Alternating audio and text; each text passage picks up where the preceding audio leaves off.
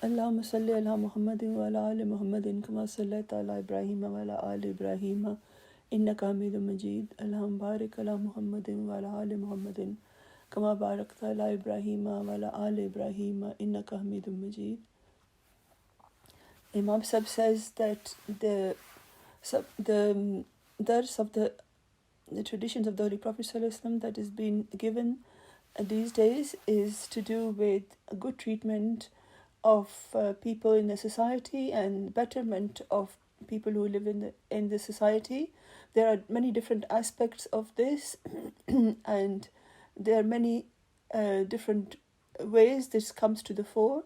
So today's tradition has been taken from Nasai, and the translation, the words of this tradition are that the Holy Prophet ﷺ said, "Lil mu'mini alal mu'mini sittu khisalin yauduhu iza mariza wa yashhadu allahu iza mata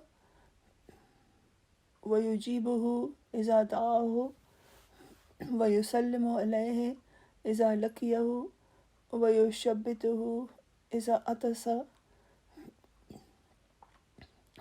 وينسه له إذا خاب أو شهد." There are 6 matters that are mentioned in this tradition by the Holy Prophet ﷺ, that these are the good points of a believer and they should be found in a believer.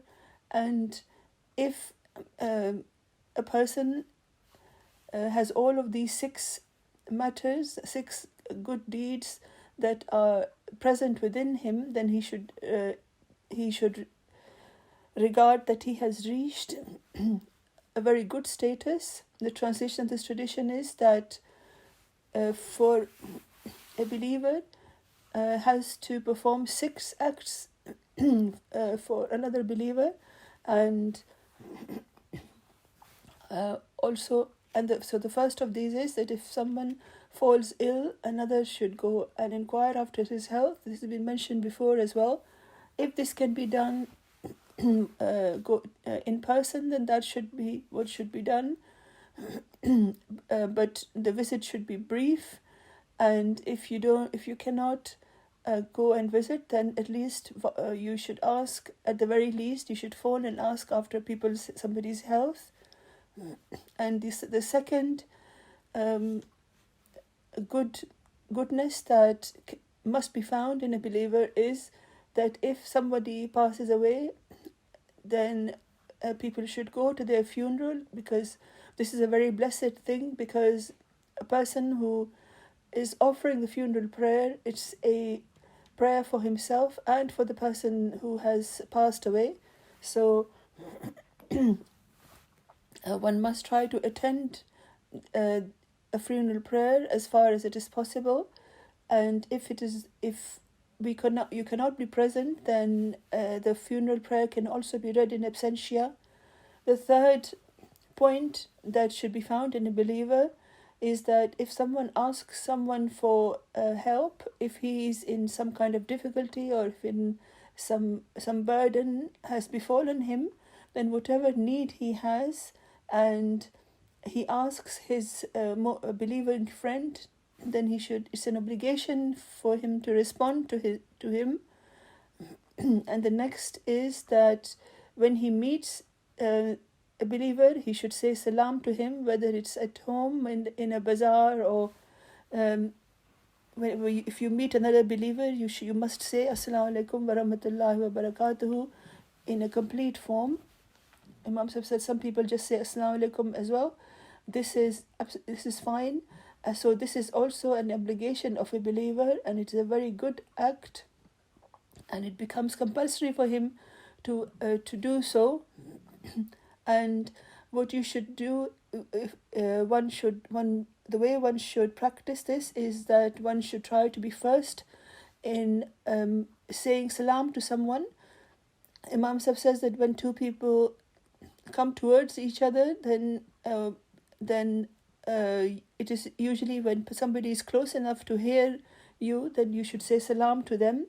And while doing this, it should be remembered that the person who is the first to do the salam, he is worthy of more reward, and it is observed in the history of the Jamaat that certain holy people, eminent members of the Jamaat, they would say salam first, and sometimes they would even say salam if they would say salam while they would find out afterwards that it wasn't a man but perhaps some animal or something, but the desire was to always try to be the first to say salam to a fellow believer. And the fifth matter, the Holy Prophet ﷺ said that when a believer sneezes, then the person who hears it should say Yarhamukullah. Whenever somebody sneezes, whether you are in a gathering or you meet somebody individually, then the person who listens to this, who hears this, should say Yarhamukullah, that may Allah have mercy on you. Imam Sahib says that it is worth remembering that whenever you have any chance to do the smallest of a pious deed, you should not let go of it.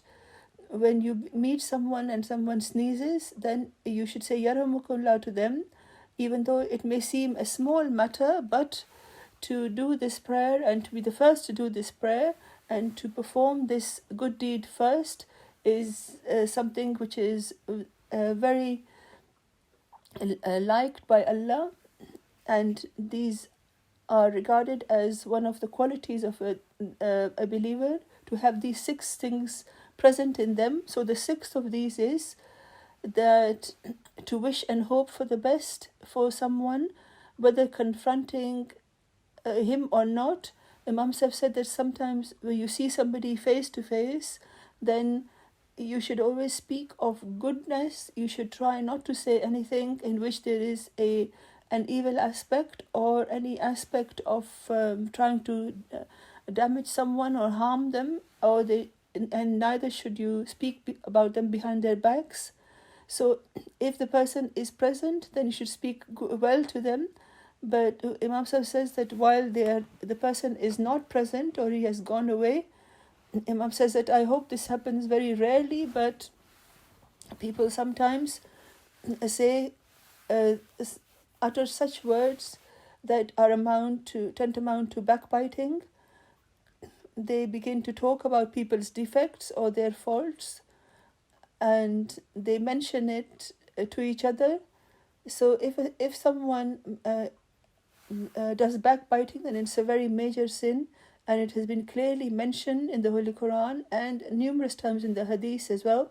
But whether the person is present or absent, you should always wish the best for them, and you should do something which is try to do things for their betterment. So these are the 6 things which have been made obligatory for us. That the Holy Prophet ﷺ said that these are matters that should be regarded as compulsory pertaining to one believer with respect of another one. Sometimes, as I've said, people think that these are small matters, but how could they have been small? How can they be small when the Holy Prophet ﷺ mentioned them and he regarded them as compulsory for a believer? So it is an obligation on us as well, and we should never forget this, and we should always try to perform in accordance with this tradition, and we should wish people well, and we should try to do something to better their situations. And this is the soul of a believer, and this is a special feature of the Islamic society that must be established.